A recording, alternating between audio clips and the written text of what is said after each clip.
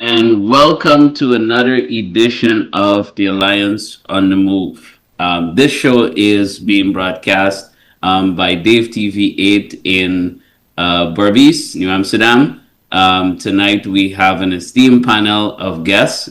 We have founding member, former leader, and the Honorable Member of Parliament, Mr. Kemrad Ramjatan. We also have distinguished ambassador, former ambassador to Kuwait, Professor Dr. Shamir Ali. Welcome, you guys, to the show. Tonight, we're going to be talking about the diaspora. But before we do, we'd like to pay tribute to one of our fallen heroes of Guyana and of our party, the Honorable Ms. Valerie Garida Lowe. So tonight, I want to start off with tributes. Mr. Ramjatan, could you please give a short tribute Thanks. followed by Dr. Ali? Thanks very much, Colin. I am certain that we would have played just now an introduction plus a little tribute to her, photographs of what wonderful lady she was.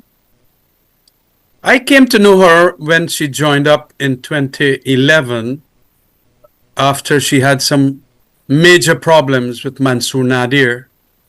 And our chairperson now, Mr.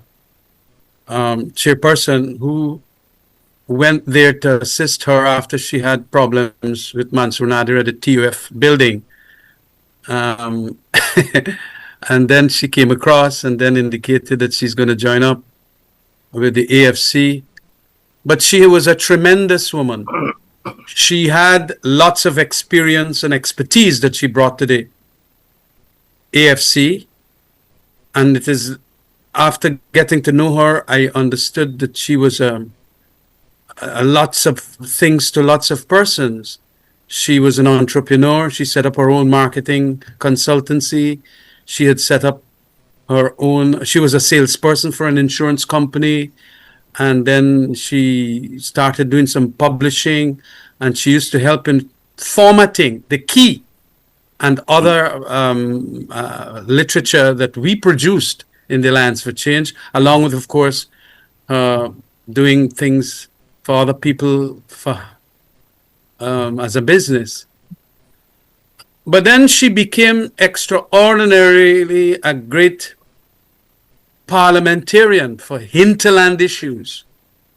Her motions in Parliament that she spoke on, the motions in Parliament that she spoke on, the budget speeches that she gave were of tremendously high quality. And she was one of those that strengthened the asset base of the personnel of the AFC to the extent that when we won the elections in combination with APNU in 2015, she immediately, because of what she was doing since 2011, she became a minister within the Ministry of Indigenous Peoples Affairs. She was hardworking, she was passionate, she loved the hills and the valleys and the mountains of the interior. She walked them singularly and jointly with us, and was of tremendous a tremendous activist. She was also an agitator, and she was very candid with her views. I remember having some serious discussions and discourses and disagreements with her in relation to matters of policies and ideas. But being liberal democratic, she learned to respect the majority. And I too, of course, there were times when I was overruled as leader by the executive. So it is important that we understand what it was that Valerie Garrido Lowe was as a person. And she sacrificed quite a bit. Last night I was speaking to her two children, a son and a daughter. And I indicated to them, I'm glad that you gave your mom to the Alliance for Change. And, when that kind of sacrifice is made, a lot of people don't understand that how it affects sometimes the kids in the family, especially when they're young. I remember when I gave my life to the PPP first, and then they kicked me out. Jagdeo, of course, did that. And then you've started their AFC, and it's almost 32 years I'm in this thing now, more than that. And so you see the sacrifice is tremendous. Your effort, your individual effort, your monies, the fact that you have to walk all the regions and as leader, so much reading and writing statements and so on. And Valerie did all of that. She was exceptional. And I must say that we have to bid her farewell. She had a massive heart attack, as we know. I am glad that indeed the person that kept me abreast as to what was happening was Dr. Mahadev from the PPP parliamentarian.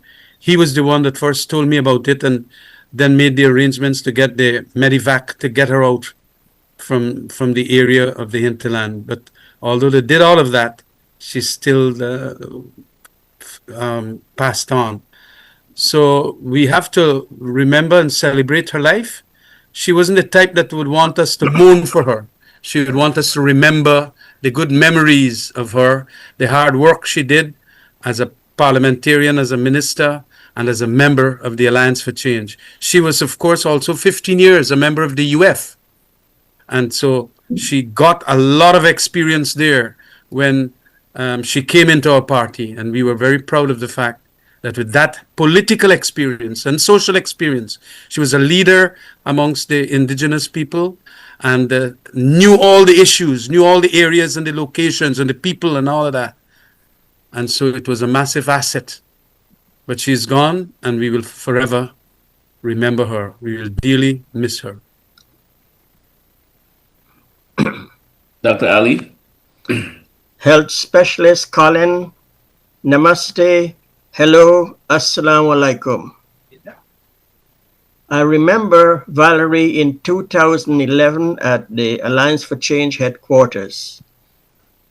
She was in the company, in a group with Moses Nagamoto, his wife, and one child, Dr. Somar, myself, and Dominic. And we were supposed to be, all were supposed to be in a line to see Dominic. And the line was not being a line. Everybody was doing their own stuff. And lo and behold, Valerie is disciplined, cool, calm, collected. Everybody get in line.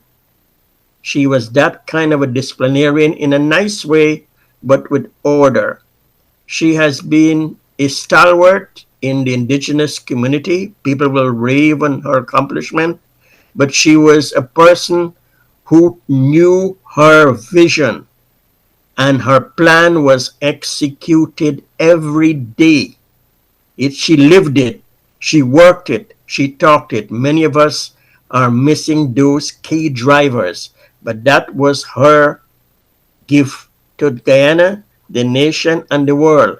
Have a mission, take a corner, take a spot, take a niche. You can't do everything for everybody.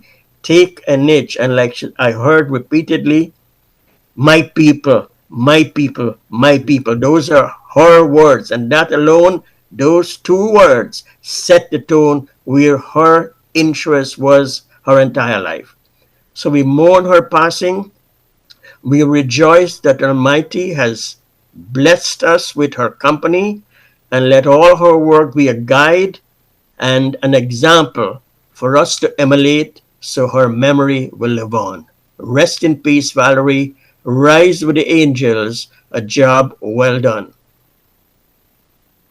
Thank you. I would like to also take this time to give my tribute. I have just known Valerie mostly around the 2015 elections, and one of the things I can say is that she has a great heart for the people. She was known to be a fighter for the indigenous peoples. I remember every time I saw her, she was on a plane, or she was she's jumping into a van or somewhere, and she's heading in the interior.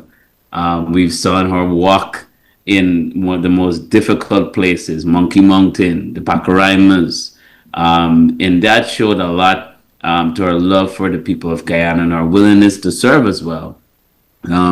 Also, as you know, I actually spoke to a party member who's now a former party member at the time, who was so admired with her work, he nominated her for a national award, and she did get a national award.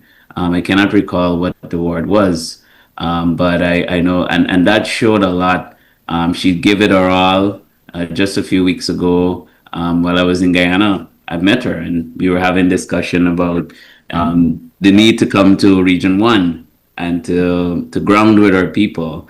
And she had a home in East Bank. She left. She went back to her native village, and she grounded with her people. She stayed there. She stayed connected to the community. I think she was also a member of the village council as well.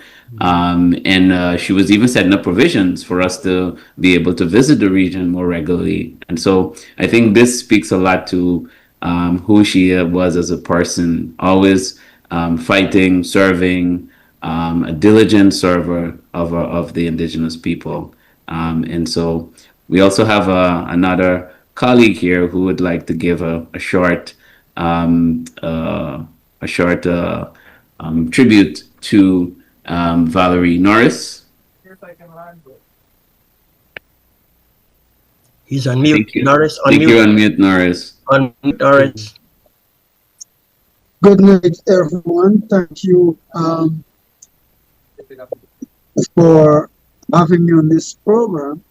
I think it's only fitting that we all give Val what is befitting of her.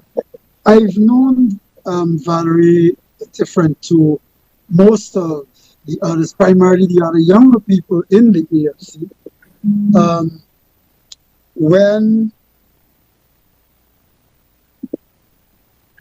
When some of the senior executives did not have faith in me as a professional person, Valerie was the one that insisted that I be given certain responsibilities, to which I served and delivered, and was always grateful to her for those opportunities. All right. Val, as she's known generally, was always somebody that could you just bear with me? Somebody's trying to call in and I'm cutting off the call. I'm declining the call and they just keep calling back. Sorry about that. Yes. So Val was the type of person that always showed faith in myself. Persons like Nigel Ralph and others, other younger people in the AFC, who delivered for her and by extension the AFC. She was a mother figure to all of us. She was, I think, after with the passing of Sheila, we expected so many other people to step up to the plate and be this kind of mother figure to us in the AFC.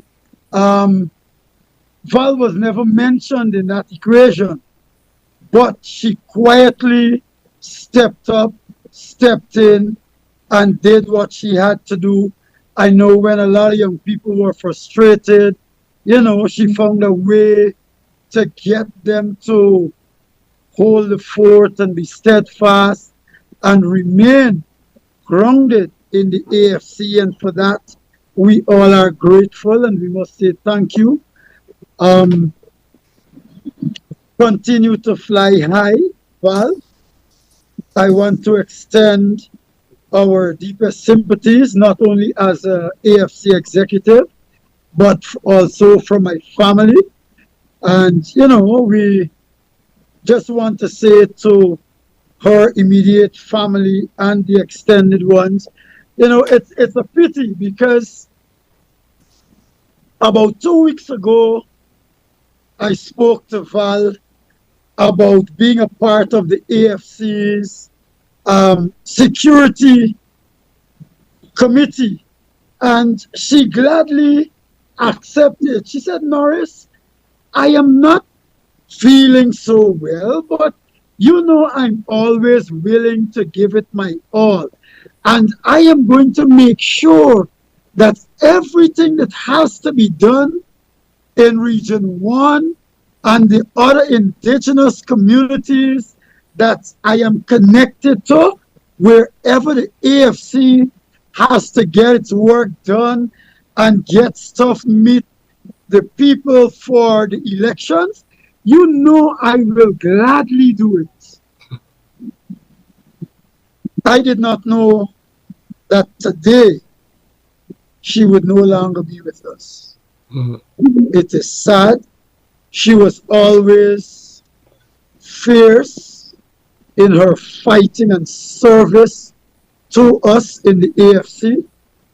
And at this time, this election time, because I know she was always very influential amongst the indigenous peoples, it is only hope that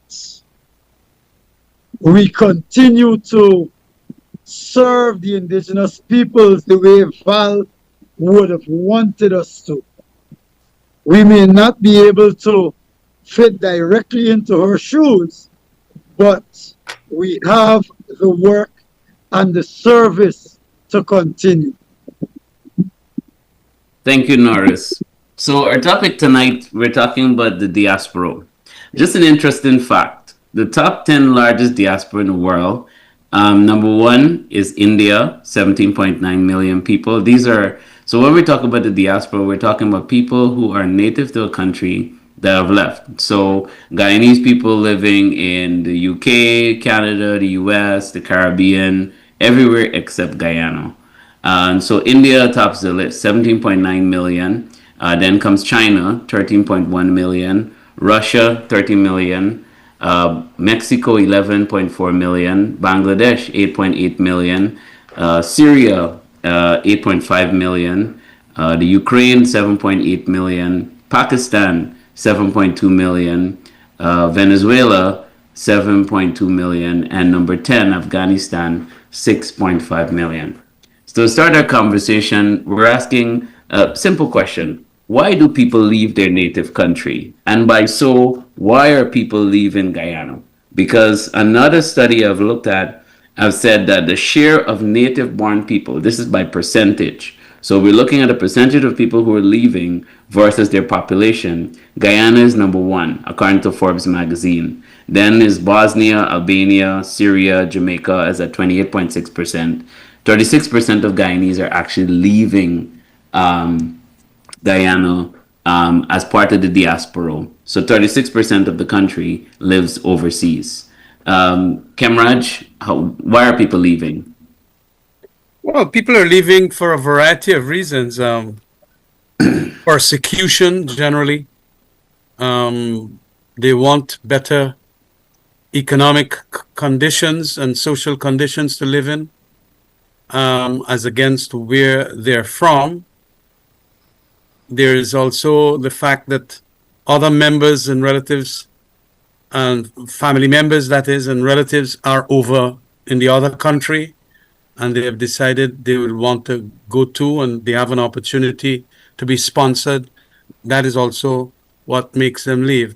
But generally, it is the economic conditions that they face in their country of origin and their expectation that it will be better across the border that causes them to leave their country.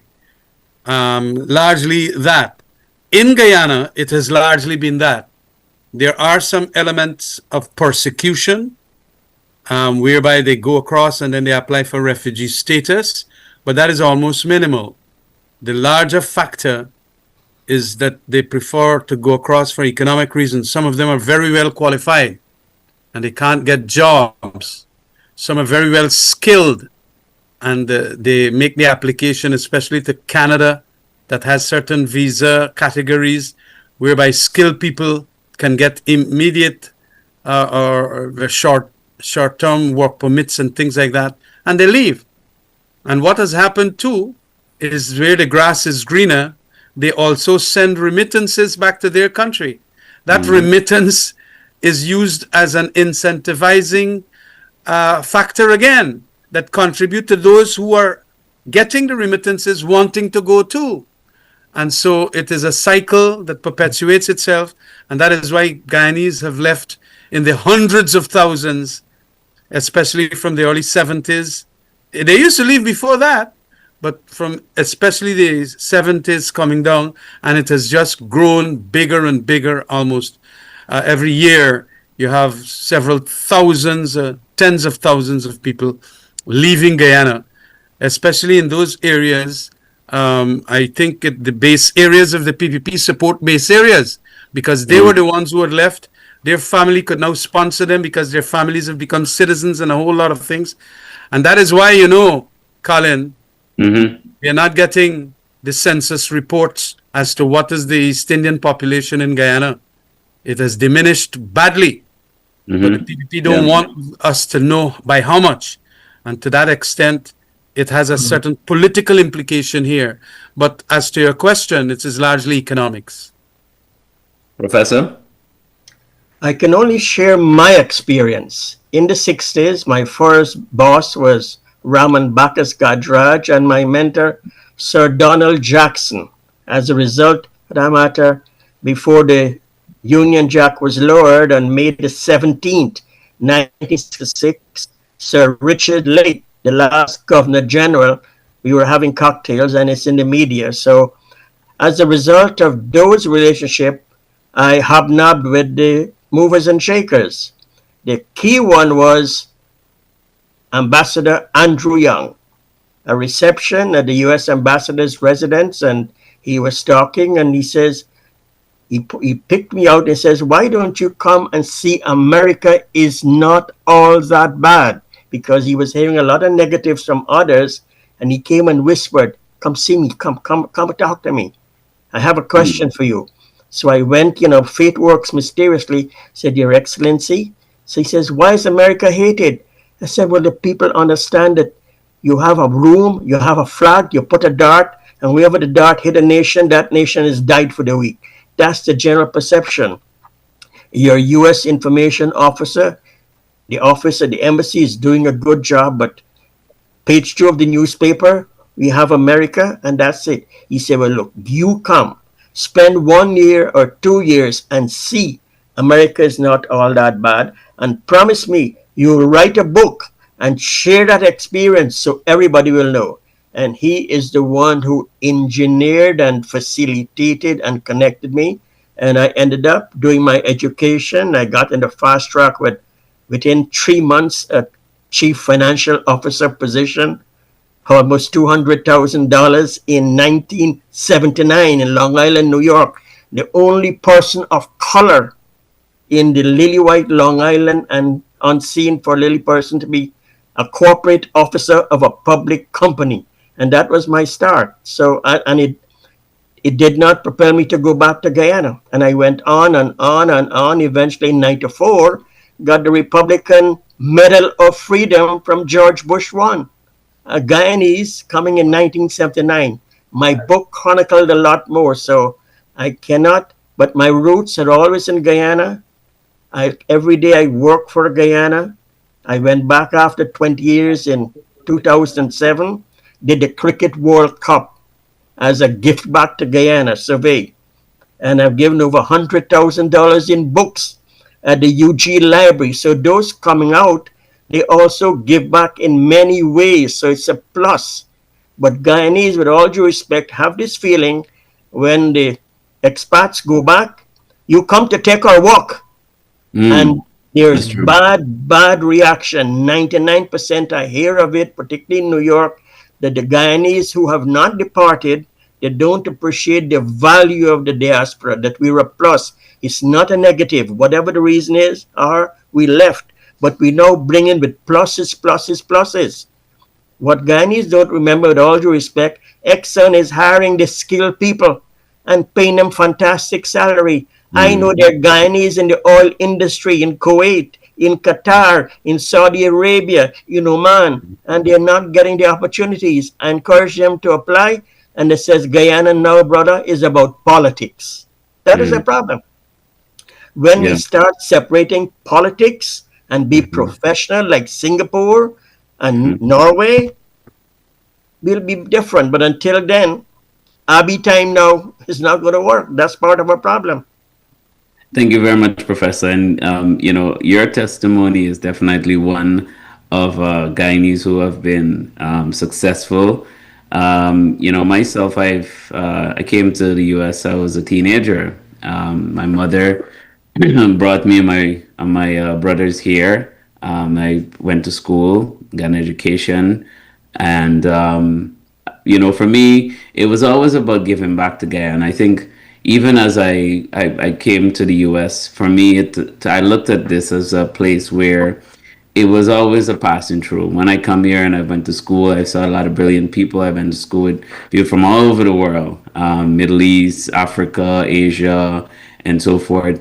But I became so restless because I kept on thinking, why we can't get this in Guyana. One time I remember actually sitting, I went to play cricket and I was sitting on the tidal basin where the planes, you can see the planes are going into DC, and the Pentagon is on the right side, and DC, and the airport is more on the left side. And I said, we have such beautiful sceneries in Guyana. Why can't be developed like this? We've got the Demerara River, we've got the Essequibo River, Berbice River. Norris, we both come from Linden. Demerara River is so beautiful. You see the ships are going down. You have all these little markets and stuff. I keep on asking myself why we can't get this in Guyana. And so that was my initial point of saying that, we have to be part of the solution, and not the problem. But Norris, you and Kamraj are one of the few, well, half of the panel here who are actually living in Guyana. But just a little statistics for you here. 548.8 million. That is the amount of money in 2023 in terms of remittances. This is US dollar that have been given from Guyanese, from outside of Guyana coming into Guyana. It is 8% of our GDP in 2020. So if you look at it, without that, Guyana would be in some dire financial issues. Almost 10% of our country's operations are as a matter of the diaspora, whether it's sending money for auntie, uncle, cousin, sending money to conduct a business, or whatever the case may be. It's expected that $565 million will come into the country in 2025, this year. Norris, what do you think? What is your role? What do you think is the role of the diaspora, and how are our remittances actually helping out, particularly a community of Linden that has allegedly high unemployment rate? Remittances is something that is here. It's unfortunate that an oil producing country as ours, with the kind of not just oil, but all the other natural resources that we have, so many people still depend on remittances. I think our country is in a sad state because more of our people need to be focused on so that we can get our people out of the slums that they're in. The diaspora over the years would have played a great part in helping many people along. Our economy at present is in a position to alleviate more or most of the situations that people that existed over the years for Guyanese. It is unfortunate that we exist or live in a country under a government that, for the most part, does not focus on a wider cross section, the needs of a wider cross section of our people. We have so much money. Our national budget for this year is over $1 trillion. 3 months after that budget was approved, the government went back for over $50 billion. Not 50 million, $50 billion. 3 months down the road. It means that Guyana has money. Mhm.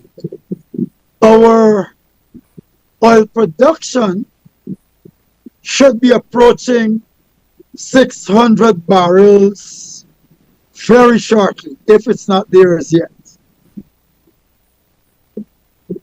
Yet we see many of our young people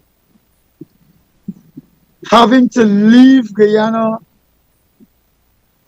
to up their level or up their standard in sports per se. And I want to focus primarily on sports, whether it be cricket, basketball, athletics, football, or else. Many of our friends and relatives in the diaspora come together to assist young people from Guyana to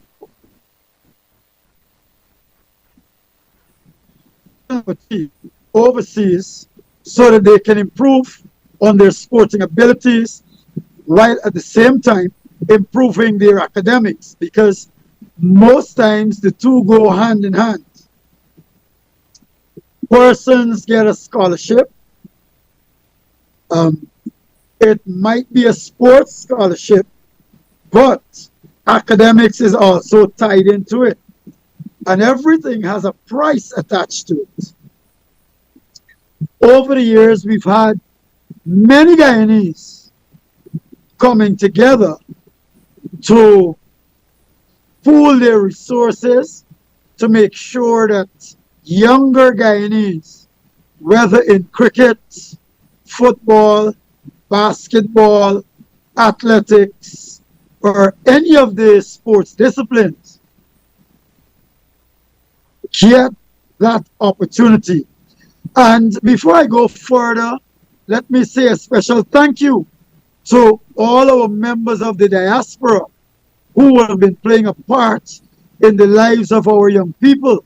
I can go way back to the 1970s when we had so many outstanding athletes, and come forward all the way to present. If we continue to follow sports, we would know that we have quite a number of Guyanese athletes abroad who are competing at a higher level as compared to those that are at home. That mostly became a reality because of the contributions of Guyanese who are competent and capable and supportive in the diaspora. And we must always be grateful for that. Colin, I just want to not interrupting Norris, but the important aspect of this topic has largely to do what should we do for the diaspora. Right, right. And I was going to get to that in a bit. Yeah. That's actually good. So Norris, quickly, we'll come back to you in a second, Norris. So here's what we need to talk about. We know that many shows that we look at, everyone is talking about what the problems are. But let's talk about the solution. So Kemraj, what do you think? What is the AFC's plan for the diaspora? And then Dr. Shamir, Dr. Ali. Well, I want to tell you what we have been getting as the grievances coming from the diaspora as to what it is that they want and they're not getting. Mm. And it has to do with political involvement, being largely members of parliament and ministers, ministerial positions, and so on. But we do have a tremendous blockage in our Constitution. And that is where we will probably have to amend the Constitution to include representatives from the diaspora. Because remember, they are Guyanese citizens. Most of them have not given up their Guyanese citizenship. Yeah. But our Constitution, in accordance after that famous no confidence motion and all of that, the rulings of the court have been clearly stating that you can't pledge allegiance to another state. Right. And a lot of these members of the diaspora would have pledged allegiance to America, Canada, because they would have gotten their citizenship. Trip there, yeah. So we have a huge problem in that regard. It was very complicated to deal with, and I'll tell you, as a member of parliament and a minister of public security at the time, we had to make the constitutional amendment because I had foreseen that, because pledging allegiance, just like in America, there's a requirement about pledging allegiance to America before you can get your citizenship and so on. And to be what is called a lawmaker, legislator, it sometimes now has tremendous implications, and whatever it is. So that is a fundamental core problem that we have. And we have to at least address the issue. I have always said, and Prof would know this, that indeed we must be accommodating. We just can't take the money, $506 million US dollars. 65. How much? 65 million? 565 million. $565 million. Yeah. And that's US dollars. Yes, that is US dollars. That's it's a lot of money. Yeah. And then not also that, we also must appreciate that the human resources that they bring, if they were to come back, these are very skilled people who would have worked in tremendously high level institution. I remember one of the finest that we ever got in our administration was Dr. Vince Adams. Yes. And Vince Adams knew that oil sector like nobody else, even some Americans who come to play that they know what they think to advise us. You understand? And when Vince started telling us this and that about Exxon and the rules that govern it in America, whereas they're setting different and lower standards here in Guyana, then it opened up our eyes, because we didn't know anything about oil. And I was so happy when, of course, Raphael Trotman had indicated that he should come down, and then Brigadier General Granger President indicated that, yes, let him come. And then he started giving us a whole lot of knowledge inside our AFC, where he's a member, an executive member, and of course outside, and also within that EPA that he was running. That is tremendous value. And so when people like them can give back to Guyana, they ought to have at least what is called the potential or the possibility or probability that they could also come into your legislature and become lawmakers. And but I must tell you that a lot of people were indicating that, that might not be the best thing for persons with double citizenship. And so it was left like that. Our policy just did not, by a majority and so on, it was just left, shoved down the road for another time. But Cameron, just a point of correction, Guyanese diaspora could serve as technocratic ministers, but they can't be voting members of the National Assembly. That's correct. That's what I'm talking about. They could sit in parliament, but they wouldn't have voting privileges as the normal Guyanese member of parliament, and that's something that we need to change. Okay, well, I thought that they could not become parliamentarians. They could. Once you are a parliamentarian, you cannot pledge allegiance to another country, and that is what was exclusionary. Right. But of course, they can come as advisors, like Vince Adams came, and whatever advisors to ministers and so on. The whole other gamut is included, but that part of it of being minister and or parliamentarian, then get this jeopardy about it, about being pledging allegiance. So we have to either change that or live with the situation that we have. Dr. Ali, you suggested a 10-point plan for the diaspora. Can you tell us a little bit about it? If I can just add, Colin, to Honorable Kemrach's comment. Number one, the Canadian Prime Minister currently is a citizen of Ireland, United Kingdom central banker, and also the Central Bank of Canada. He held three citizenship, and the people elected him in Canada. So the world has changed and is skills based. Honorable Kemraj is perfectly correct and saying the solution is simple for the Guyanese to be treated fairly and no politics involved. And with respect, I can only share my personal experience. In 2017 and 2019, we started at Go Invest as I served as a deputy chairman under Minister Gaskin to have a website done by Ewart Marshall, Ewart, an executive from the US for free. What was the purpose? And Minister Dominic was arm's length. I am skilled in hiring movers and shakers. The chair, Patricia Bacchus, Minister Gaskin say no, arm's length, separate. Had a separate agency hire the CEO for about 30,000 US dollars.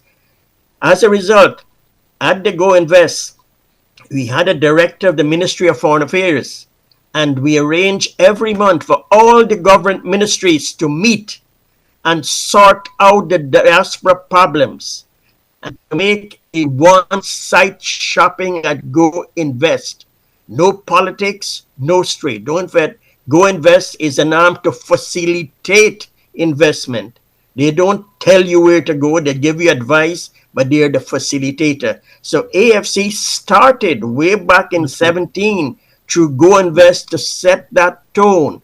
It moved on to diaspora ministry at the foreign affairs, but again to politics. Only one group of people are involved. The same thing I had when I was in Kuwait. I did not serve the politics, my party. I served Guyana. Three top PPP hierarchy person. One asked me, I can only share example, for a big job to represent United Arab Emirates in Guyana. And within 7 days, I sent my highest recommendation. Another one wanted the Kuwait free 1.6 million to build a road. He wanted 5 million. I approached them to change, but Minister Jordan and Patterson says 1.6 and it stayed. Another one, PPP. These are PPP, not APNU ministers or AFC members. PPP asked me to get a massive amount of money from Saudi Arabia. I had no connection to Saudi Arabia. I could have said no, but I made the effort. That is the kind of leadership AFC people have shown. And I hope Guyanese can realize politics is over. Party is over after elections. We have to work as one nation and towards one goal. I totally agree with you, Dr. Ali. In addition to that, I want to say that I think that particularly in healthcare, there is a tremendous opportunity for us to engage the diaspora. We have some of the finest doctors, surgeons, public health practitioners, across the globe.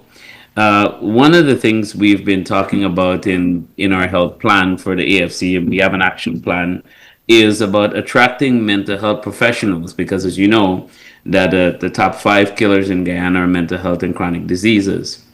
And so we want to be able to engage what they call these hometown associations. In the diaspora, you have the Queen's Association of Guyanese, or there's, I'm just giving some potential names, but there's like the Association of Concerned Guyanese. You've got, Brooklyn has their chapters, Florida, DC, wherever it is. But we've got to engage these hometown associations, because right there we'll see there's a wealth of knowledge and there's a wealth of qualified people for not only for healthcare, but agriculture, education.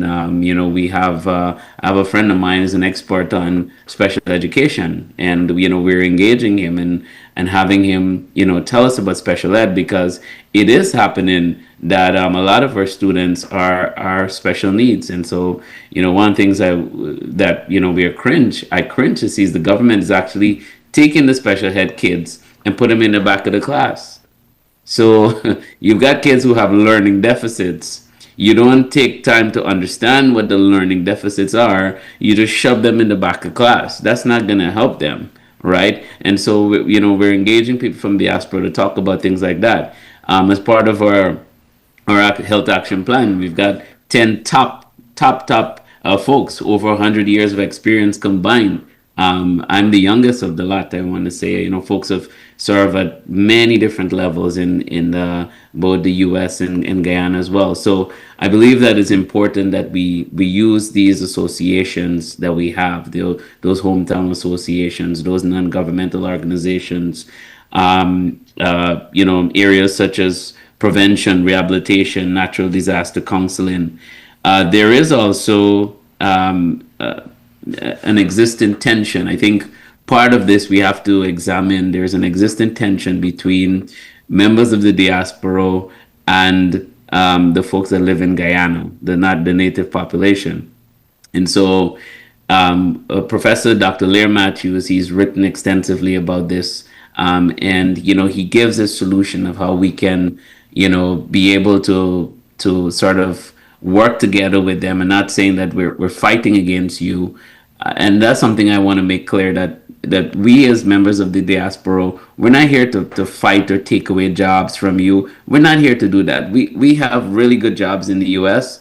We could stay in the U.S. We can live a great life. Professor, yourself, mine, we've accomplished a good number. You have done way more than I do, Professor. But we're not here to fight. We're here to build with you. We're here to help you, to learn with you, and to find out how you do things and be able to transfer our knowledge of how things are done as well. And so that is something that we need to invest in. IOM, the Institute of Migration, and its National Organization of Migration, is calling for reciprocal transnational learning relationships, connecting young people from the diaspora with their home country through short-term programs with scholastic, emotional, social, environmental, and life skills. So we're talking here about having these transfer where a student or a couple of young people from Guyana come from Guyana, come up to DC or come to New York or California, wherever it is, and then also a team from New York, DC, or California also go down to Guyana and transfer. So in that way, we're building, we're learning from each other, and we're working together. And do you have any comments to make, Kamraj? Oh, no. Let me tell you something. This is a very vital.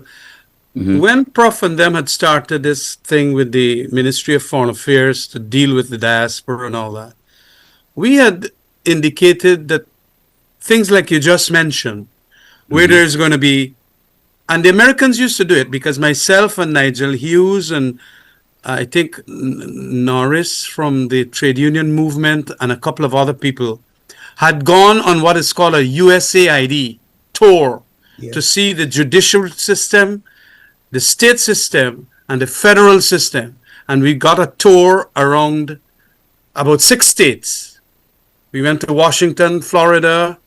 We went to North Carolina, Greensboro, or wherever, and then headed up to California, Wisconsin, and so on.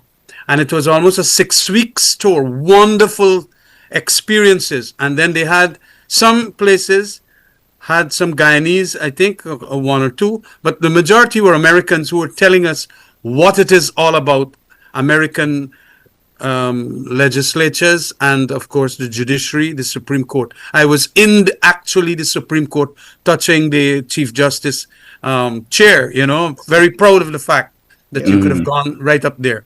Yes. Now, that also is important for as what the diaspora can do for Guyanese. But more than that, those people in the diaspora can come down to Guyana to do training and a whole host of other talk shows and whatever else it is in their the professions and so on, and do mentorships with probably University of Guyana students, so that we can, which country I saw that happening, although a country I criticize very badly now for what they're doing to the Gazans, it was Israel, because their people in in America there, they're very powerful, they're very wealthy. They Right. go back regularly to Israel. And Yeah. that is one of the professors were telling us. And they deliver special lectures and so on. And that intermingling of the intellect, as it were, brought home. India does it. And Mr. Yeah. Narendra Modi is doing it in a tremendously greater fashion now, whereby the universities and so on are doing it, and whereby the top-notch people, and they got so much of Indians now leading the Pichai and so many others in these very big Google company and whatever company and so on. Yeah. It is amazing what one little speech to a set of parliamentarians or one little speech to a set of entrepreneurs can do as a result of these persons being in Guyana.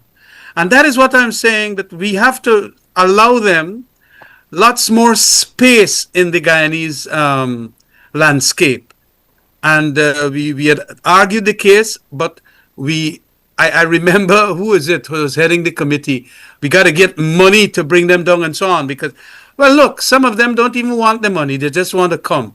And let me tell you something. One or two did come, and we arranged a couple of lectures and so on. Not necessarily out of this program. But when they came and they gave the lectures, we appreciated it more. You know, that same lecture, if a Guyanese who is active in Guyana give that lecture, it would not come down as unprejudiced. They're going to say, well, he is a PPP mama, he talking though. When a professional from America come with the university credentials and this and that and so on, it has an acceptance level that is greater than if he was a Guyanese. And it so can help build bridges. So although he was a black fella, East Indians appreciate that this is a bright fella. Just like when Vince Adams was here, everybody appreciated that this is how we got to hold Exxon to account. Because he knows what happens in America. Would the American government do the exact thing that the APNU AFC government is doing? Yes. And even more strict they would have been with Exxon. And so we appreciated the Vince Adams. Right. So it has what is called a bridging tool of what is right as against what is wrong when they themselves come, members of the diaspora with exceptional talent and all of that. And even in sports, as was being mentioned by Norris King just now. When So now, talking an about athlete, talking about sports, just want to cut you to get to Norris. Norris, quickly, can you? How do you think the diaspora could come back to, let's say, Linden and help out with sport, with the sport industry before as we wrap up? Thank you very much, Colin. I was about to get to that. Unfortunately, the switch was made. However, the contributions of the diaspora is always welcomed. And one of the ways to connect with young people in Guyana and out of Guyana, one of the easier ways to do so is through sports, whether cricket, which is predominantly played by Guyanese of Indian ancestry, or athletics and football, which is played, which is dominated by Guyanese of African ancestry. But what we need, the Ministry of Sports has a very huge budget that the Minister of Sports seem to be spending a lot on a dance here, a dancer, bringing in this artist, that artist. I think at the moment, some members of the AFC, with the input of a few people overseas, which include myself, are working on a plan for sports that the AF and AFC government would offer young people in this country that would not just see an improvement in sports, but a comprehensive plan that would also involve Guyanese from the diaspora, because we need their expertise. We have many people involved in sports now in lots of other countries like Jamaica, Trinidad, the United States. There are countries in the Middle East utilizing what is called sports tourism. Sports is bringing revenues to those countries. Here in Guyana, we have more than enough land to build proper facilities, stadiums and otherwise, to employ the services, bring members of the diaspora home who are involved in sports, whether it be cricket, athletics, basketball, football, or else, to come back home, do coaching. I know years ago when I And was a Norris, national, we're gonna have to wrap up real quickly. yeah, So just 30 years seconds wrap up. ago Then Dr. Ali. when I was a national athlete, we had sports psychologists who were brought from overseas, and all those programs were cut off. So all those things we can now re-employ to utilize the services of our Guyanese overseas who are equipped to work with us in enhancing the entire sports arena, which will in turn be used as sports tourism for our country. All right. So quickly, Professor, can you wrap up? For 565 million from the US diaspora, we have a desk officer at the Ministry of Foreign Affairs. Prof sent a 10-point plan to the AFC, and the number one plan is to appoint a minister with full responsibility for the diaspora, and he or she will set the tone. And finally, we can get it. On education, professors in the US are on sabbatical. They can come to UG, but they need accommodation, and the transportation and the service are free. I started it, but in Guyana, you can start from the US, but you need somebody who have the execution, project management skill, and the hunger to do it in Guyana. That's part of the diaspora problem in helping with solutions for a better Guyana for all. Thank you so much, Professor. Thank you, Honorable Camarade Ramjitan. Thank you, Norris. And thank you guys all for joining the Alliance on the Move Barbie's show. Have a great night and see you all again next week. Take Good care. night. Good night to Good night. Barbicians. Good Thank night. you very Good much. night. Good Thank night. you.